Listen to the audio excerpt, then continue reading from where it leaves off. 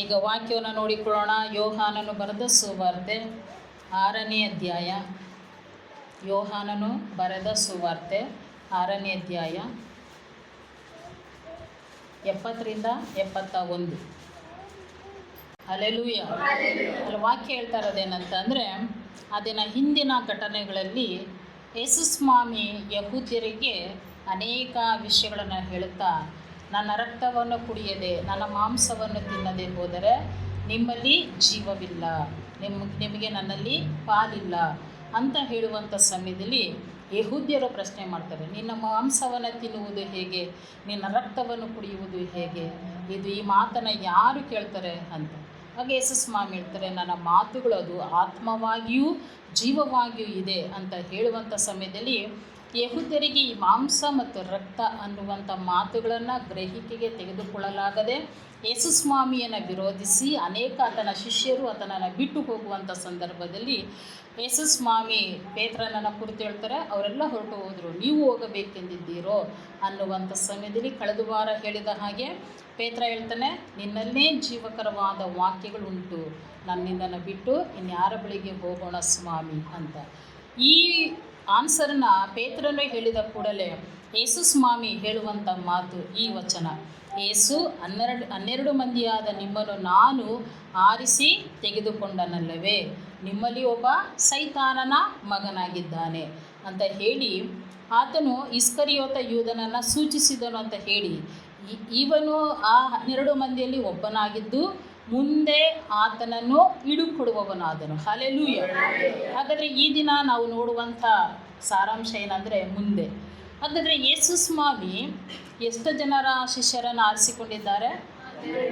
12 ಮಂದಿಯನ್ನು ಆರಿಸಿಕೊಂಡಿದ್ದಾರೆ. ಈ 12 ಮಂದಿ ಶಿಷ್ಯರನ್ನು ಆರಿಸಿಕೊಳ್ಳುವಾಗ ಯೇಸು ಸ್ವಾಮಿ, ನಾನು ಪರಲೋಕದಿಂದ ಇಳಿದು ಬಂದ ಆತನು, ಈಗ ಇಷ್ಟೊಂದು ಜನ ಸೇರಿ ಬಂದುಬಿಟ್ಟಿದ್ದಾರೆ, ನೀನು ನನ್ನ ಶಿಷ್ಯ, ನೀನು ನನ್ನ ಶಿಷ್ಯ, ನೀನು ನನ್ನ ಶಿಷ್ಯ ಅಂತ ಆರಿಸಿ ತೆಗೆದುಕೊಂಡ್ರ? ಆರಿಸಿ ಆ ರೀತಿಯಾಗಿ ತೆಗೆದುಕೊಳ್ಳಲಿಲ್ಲ. ವಾಕ್ಯ ಹೇಳುತ್ತೆ, ಲೂಕನು ಬರೆದ ಸುವಾರ್ತೆ 6ನೇ ಅಧ್ಯಾಯ 12ನೇ ವಚನ ನೋಡ್ರಿ. ಲೂಕ 6:12. ಹಲ್ಲೆಲೂಯ. ಈಗ ಯೇಸು ಸ್ವಾಮಿ ಏನು ಹೇಳ್ತಾ ಇದ್ದಾರೆ ಅಂದರೆ, ಆ ದಿವಸಗಳಲ್ಲಿ ಅಂದರೆ ಯೇಸು ಸ್ವಾಮಿ ತನ್ನ 12 ಮಂದಿ ಶಿಷ್ಯರನ್ನು ಆರಿಸಿಕೊಳ್ಳುವುದಕ್ಕಿಂತ ಮುಂಚಿತವಾಗಿ ಯೇಸು ಸ್ವಾಮಿ ಏನು ಮಾಡ್ತಾ ಇದ್ದಾರೆ, ಆ ಬೆಟ್ಟಕ್ಕೆ ಹೋಗಿ ರಾತ್ರಿಯೆಲ್ಲ ಪ್ರಾರ್ಥನೆ ಮಾಡ್ತಾ ಇದ್ದಾರೆ. ರಾತ್ರಿಯೆಲ್ಲ ತಂದೆಯೊಟ್ಟಿಗೆ ಪ್ರಾರ್ಥನೆ ಮಾಡಿ ವಿಜ್ಞಾಪನೆ ಮಾಡಿ, ಸ್ವಾಮಿ ಹೇಗೋ ನಿನ್ನ ರಾಜ್ಯವನ್ನು ನಾನು ಸ್ಥಾಪಿಸಬೇಕು, ಹೇಗೋ ನನ್ನ ಆಯುಷ್ಯ ಇಷ್ಟು ಕಾಲ ಇದೆ, ನಾನು ಇಂಥ ಮರಣವನ್ನು ಅನುಭವಿಸೋದಕ್ಕಾಗಿ ನೀನು ನನ್ನನ್ನು ಕಳಿಸಿಕೊಟ್ಟಿದ್ದಿ, ನನ್ನ ನಂತರ ನಿನ್ನ ಚಿತ್ತವನ್ನು, ನಿನ್ನ ಉದ್ದೇಶವನ್ನು, ನಿನ್ನ ಸಂಕಲ್ಪವನ್ನು ಈ ಭೂಮಿಯಲ್ಲಿ ಹರಡುವುದಕ್ಕೆ, ಪ್ರಸರಿಸುವುದಕ್ಕೆ, ದೇವರಾಜ್ಯವನ್ನು ಸ್ಥಾಪಿಸುವುದಕ್ಕೆ ಯಾರನ್ನು ನಾನು ಆರಿಸಿ ತೆಗೆದುಕೊಳ್ಳಬೇಕು ಅಂತ ಹೇಳಿ ಯೇಸು ಸ್ವಾಮಿ ರಾತ್ರಿಯೆಲ್ಲ ಪ್ರಾರ್ಥನೆ ಮಾಡಿದ ಮೇಲೆ ಬೆಳಿಗ್ಗೆ ಬಂದು ಏನು ಮಾಡ್ತಾ ಇದ್ದಾರೆ, ತನ್ನ ಎಲ್ಲ ಶಿಷ್ಯರನ್ನು ಕರೆದು ಅದರಲ್ಲಿ ಮುಖ್ಯವಾಗಿ 12 ಮಂದಿಯನ್ನು ಆರಿಸಿಕೊಳ್ತಾ ಇದ್ದಾರೆ. ಹಲ್ಲೆಲೂಯ. ಹಾಗಾದರೆ ಏನು ಹೇಳ್ತಾ ಇದೆ ವಾಕ್ಯ? ಯೇಸು ಸ್ವಾಮಿ ತನ್ನ ಶಿಷ್ಯರನ್ನು ಆರಿಸಿ ತೆಗೆದುಕೊಳ್ಳುವಾಗ ಬೇಕಾಬಿಟ್ಟಿ ಆರಿಸಿ ತೆಗೆದುಕೊಳ್ಳದೆ ತಂದೆಯೊಟ್ಟಿಗೆ ಹೆಚ್ಚೋಡಾಗಿ ಪ್ರಾರ್ಥನೆ ಮಾಡುತ್ತಾ, ತಂದೆಯ ಅಪ್ಪಣೆಯಂತೆ, ಯಾಕೆಂದರೆ ನಾವು ಪ್ರಾರ್ಥನೆ ಮಾಡುವಾಗ ಏನು ಹೇಳ್ತೀವಿ, ಪರಲೋಕದಲ್ಲಿರುವ ನಮ್ಮ ತಂದೆಯೇ ಅಂತ ಹೇಳಿ ನಾವು ಪ್ರಾರ್ಥಿಸ್ತೇವೆ. ಯಾಕೆಂದರೆ ಆ ರೀತಿಯಾಗಿ ಯೇಸು ಸ್ವಾಮಿ ಸಹ ಪ್ರಾರ್ಥನೆ ಮಾಡಿರುವಂಥದ್ದು.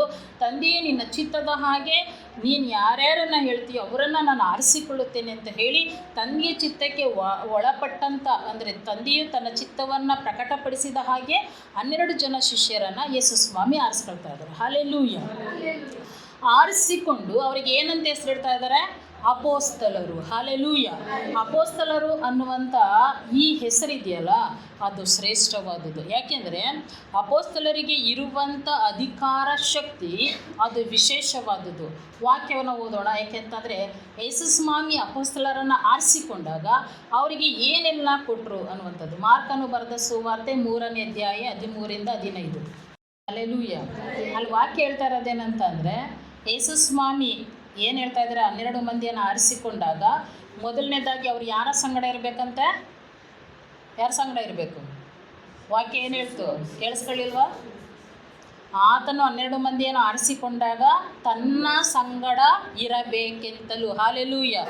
ಅವರು ಲೋಕದ ಸಂಗಡ ಅಲ್ಲ, ತನ್ನ ಸಂಗಡ ಇರಬೇಕು ಅಂತ ಯೇಸು ಸ್ವಾಮಿ ಏನು ಮಾಡ್ತಾ ಇದ್ದಾರೆ? 12 ಮಂದಿ ಶಿಷ್ಯರನ್ನು ಆರಿಸಿ ತೆಗೆದುಕೊಳ್ತಾ ಇದ್ದಾರೆ.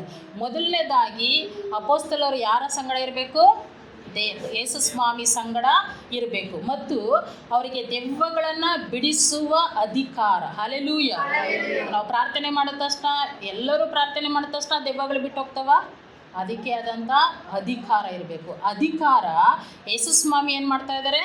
ತನ್ನ ಶಿಷ್ಯರಿಗೆ ಆ ಅಧಿಕಾರವನ್ನು ಕೊಡ್ತಾ ಇದ್ದಾರೆ. ಮೊದಲು ಅಪೊಸ್ತಲರು ಯೇಸು ಸ್ವಾಮಿ ಸಂಗಡ ಇರಬೇಕು, ನಂತರ ದೆವ್ವಗಳ ಮೇಲೆ ಅವ್ರಿಗೆ ಏನು ಮಾಡ್ತಾ ಇದ್ದಾರೆ? ಅಧಿಕಾರವನ್ನು ಕೊಡ್ತಾ ಇದ್ದಾರೆ. ಅದ್ರ ಜೊತೆಗೆ ಸುವಾರ್ತೆಯನ್ನು ಸಾರುವುದಕ್ಕೆ ಕಳಿಸಿಕೊಡ್ತಾ ಇದ್ದಾರೆ. ಹಾಲೆಲೂಯ. ಹಾಗಾದರೆ ಅಪೊಸ್ತಲರು ಅಂತಂದರೆ ಮೊದಲು ಯೇಸು ಸ್ವಾಮಿಯ ಸಂಗಡಲೇ ವಾಸ ಮಾಡ್ತಾ ಇರಬೇಕು. ಎರಡನೇದಾಗಿ ದೇವರವರಿಗೆ ಅಧಿಕಾರವನ್ನು ಕೊಟ್ಟಿರ್ತಾರೆ. ಮೂರನೇದಾಗಿ ಅವರಿಗೆ ಸಮಾಧಾನದ ಸುವಾರ್ತೆಯನ್ನು ಪ್ರಕಟಿಸುವುದಕ್ಕೆ ಎಲ್ಲ ಕಡೆ ಕಳಿಸುವಂಥವರಾಗಿರ್ತಾರೆ. ಮತ್ತು ಲೂಕನು ಬರೆದ ಸುವಾರ್ತೆ 9ನೇ ಅಧ್ಯಾಯ 1ನೇ ವಚನ ನೋಡ್ರಿ. ಲೂಕ 9:1. ಹಲ್ಲೆಲೂಯ. ಇಲ್ಲಿ ಲೂಕನ ಬರೆದ ಸುವಾರ್ತೆಯಲ್ಲಿ ಹೇಳ್ತಾರೆ ಮಾತೇನೆಂದರೆ ಶಕ್ತಿ ಮತ್ತು ಅಧಿಕಾರ. ಹಲ್ಲೆಲೂಯ. ಅವರಿಗೆ ಎಲ್ಲ ದೆವ್ವಗಳನ್ನು ಬಿಡಿಸುವ ಮತ್ತು ಎಲ್ಲ ರೋಗಗಳನ್ನು ವಾಸಿ ಮಾಡುವಂಥ ಶಕ್ತಿ ಮತ್ತು ಅಧಿಕಾರವನ್ನು ಯೇಸು ಸ್ವಾಮಿ ಅವರಿಗೆ ಕೊಡ್ತಾ ಇದ್ದಾರೆ. ಅಸ್ವಸ್ಥರಾದವರನ್ನು ಸ್ವಸ್ಥ ಮಾಡುವುದಕ್ಕೂ, ದೆವ್ವ ಹಿಡಿದವರನ್ನು ಗುಣಪಡಿಸುವುದಕ್ಕೂ, ಮನ ಮುರಿದವರಿಗೆ ಮತ್ತು ಬಡವರಿಗೆ ಸುವಾರ್ತೆಯನ್ನು ಸಾರುವುದಕ್ಕೂ ಮತ್ತು ಸದಾಕಾಲ ತನ್ನೊಟ್ಟಿಗೆ ಜೋಡಾಗಿ ನಡೆಯುವುದಕ್ಕೂ ಯೇಸು ಸ್ವಾಮಿ ಏನು ಮಾಡ್ತಾ ಇದ್ದಾರೆ? ಅಪೊಸ್ತಲರನ್ನು ಆರಿಸಿಕೊಳ್ತಾರೆ. ಅಂದರೆ ತನ್ನ ಶಿಷ್ಯರನ್ನು ಆರಿಸಿಕೊಂಡು ಈ ಎಲ್ಲ ಅಧಿಕಾರಗಳನ್ನು ಕೊಟ್ಟು ಅವರಿಗೆ ಅಪೊಸ್ತಲರು ಅಂತ ಹೆಸರಿಡ್ತಾ ಇದ್ದಾರೆ. ಹಲ್ಲೆಲೂಯ. ಹಾಗಾದರೆ ಇಂಥ ಶಕ್ತಿ ಅಧಿಕಾರವನ್ನು ಹೊಂದಿದಂಥ ವ್ಯಕ್ತಿಗಳಲ್ಲಿ ಯೂದನು ಏನಾಗಿದ್ದ? ಒಬ್ಬನಾಗಿದ್ದ. ಯೂದನಿಗೆ ಈ ಶಕ್ತಿ ಇರಲಿಲ್ವಾ? ಈ ಅಧಿಕಾರ ಇರಲಿಲ್ವಾ? ಆತನ ಸಂಗಡ ಆತ ಇರಲಿಲ್ವಾ? ಹಲ್ಲೆಲೂಯ. ಯಾಕೆಂದರೆ 12 ಮಂದಿ ಶಿಷ್ಯರನ್ನು ಸುವಾರ್ತೆಗೆ ಕಳಿಸುವಾಗ ಸಮಾರ್ಯದ ಕಡೆಗೆ ಕಾಲಿಡಬೇಡ್ರಿ, ತಪ್ಪಿಸಿಕೊಂಡಂಥ ಕುರಿಗಳಂತಿರುವ ಯಾಕೋಬನ ಮನೆತನದವರ ಕಡೆಗೆ ಹೋಗಿರಿ ಅಂತ ಹೇಳಿ ಯೇಸು ಸ್ವಾಮಿ ಮೊದಲನೇ ಬಾರಿಗೆ ಸುವಾರ್ತೆಗೆ ಕಳಿಸುವಾಗ ಯೂದನು ಸಹಿತವಾಗಿ ಏನಾಗಿದ್ದ? ಅಲ್ಲಿ ಸುವಾರ್ತೆ ಸೇವೆಗೆ ಹೋಗಿದ್ದ. ಆತನು ಸಹಿತವಾಗಿ ಯೇಸು ಕ್ರಿಸ್ತನ ಹೆಸರಿನಲ್ಲಿ ದೆವ್ವಗಳನ್ನು ಬಿಡಿಸಿದ್ದ, ಯೇಸು ಕ್ರಿಸ್ತನ ಹೆಸರಿನಲ್ಲಿ ರೋಗಗಳನ್ನು ಗುಣ ಮಾಡಿದ, ಯೇಸು ಕ್ರಿಸ್ತನ ಹೆಸರಿನಲ್ಲಿ ಸುವಾರ್ತೆಯನ್ನು ಸಾರಿ ಅನೇಕರು ರಕ್ಷಣೆಗೆ ಬರುವುದಕ್ಕೂ, ಮನಸ್ಸಾಂತರ ಹೊಂದುವುದಕ್ಕೂ, ತಂದೆಯ ಪ್ರೀತಿಯನ್ನು ಕಾಣುವುದಕ್ಕೂ ಆತನಲ್ಲಿ ಶ್ರಮೆಯನ್ನು ಪಟ್ಟಿದ್ದ. ಹಲ್ಲೆಲೂಯ. ಯಾಕೆಂದರೆ ಆತನಿಗೂ ಸಹಿತವಾಗಿ ಯೇಸು ಸ್ವಾಮಿ ಕೊಟ್ಟಂಥ ಶಕ್ತಿ, ಅಧಿಕಾರ, ಪ್ರೀತಿ, ದೇವ ಮಹಿಮೆ ಎಲ್ಲವೂ ಯೂದನನ್ನು ಆವರಿಸಿಕೊಂಡಿತ್ತು. ಆದರೆ ಇಂಥ ಯೂದನು ಎಲ್ಲಿಯವರೆಗೂ ಅಪೊಸ್ತಲನಾಗಿದ್ದ ಅಂತ ಅಂದರೆ ವಾಕ್ಯ ಏನು ಹೇಳುತ್ತೆ? ಅದೇ ಯೋಹಾನನು ಬರೆದ ಸುವಾರ್ತೆ 6ನೇ ಅಧ್ಯಾಯ ನೋಡ್ರಿ. ಯೋಹಾನ 6:70. ಹಲ್ಲೆಲೂಯ. ನಿಮ್ಮಲ್ಲಿಯೂ ಒಬ್ಬನು ಸೈತಾನನ ಮಗನಾಗಿದ್ದಾನೆ. ಹಲ್ಲೆಲೂಯ. ಎಲ್ಲಿವರೆಗೂ ಕರ್ತನ ಶಕ್ತಿ, ಕರ್ತನ ಅಧಿಕಾರ, ಕರ್ತನ ಮಹಿಮೆ ಯೂದನ ಮೇಲಿತ್ತು ಅಂದರೆ ಯೂದನು ಸೈತಾನನ ಮಗನಾಗಿ ನಿಲ್ಲುವವರೆಗೂ ಆತನ ಮೇಲೆ ದೇವರ ಮಹಿಮೆ, ಕರ್ತನಿಂದ ಕೊಡಲ್ಪಟ್ಟಂಥ ಶಕ್ತಿ, ಕರ್ತನಿಂದ ಕೊಡಲ್ಪಟ್ಟಂಥ ಅಧಿಕಾರ, ಸುವಾರ್ತೆ ಸಾರುವಂಥದ್ದು, ಸಮಾಧಾನ ಪಡಿಸುವಂಥದ್ದು, ಸಂತೈಸುವಂಥದ್ದು, ಈ ಎಲ್ಲ ಕೃಪಾವರಗಳೇನಾಗಿತ್ತು? ಯೂದನ ಮೇಲೆ ಅದು ನೆಲೆಯಾಗಿತ್ತು. ಆದರೆ ಈಗ ಯೂದನ ಏನಾಗ್ತಾ ಇದ್ದಾನೆ? ಸೈತಾನನ ಮಗನಾಗಿದ್ದಾನೆ. ನಾನು ಅದಕ್ಕೆ ಫಸ್ಟೇ ಹೇಳಿದೆ, ಅಲ್ಲಿ ಅಪೊಸ್ತಲರನ್ನು ದೇವರು ಆರಿಸಿಕೊಳ್ಳುವಾಗ ಹೇಳುವಂಥ ಮಾತೇನು? ಇವರು ನನ್ನ ಸಂಗಡ, ತನ್ನ ಸಂಗಡ ಇರಬೇಕೆಂತಲೂ. ಹಾಗಾದರೆ ಯೂದ ಯೇಸು ಸ್ವಾಮಿ ಸಂಗಡ ಇರಬೇಕಾದಂಥ ಯೂದ ಈಗ ಯಾರ ಸಂಗಡ ಇರ್ತಾ ಇದ್ದಾನೆ? ಸೈತಾನನ ಸಂಗಡ ಇರ್ತಾ ಇದ್ದಾನೆ. ಸೈತಾನನ ಸಂಗಡ ಇದ್ದ ನಿಮಿತ್ತವಾಗಿ ದೇವರ ಮಗ ಅನ್ನಿಸಿಕೊಳ್ಳಬೇಕಾದವನು ಈಗ ಯಾರ ಮಗ ಅನ್ನಿಸ್ಕೊಳ್ತಾ ಇದ್ದಾನೆ? ಸೈತಾನನ ಮಗ ಅಂತ ಅನ್ನಿಸ್ಕೊಳ್ತಾ ಇದ್ದಾನೆ.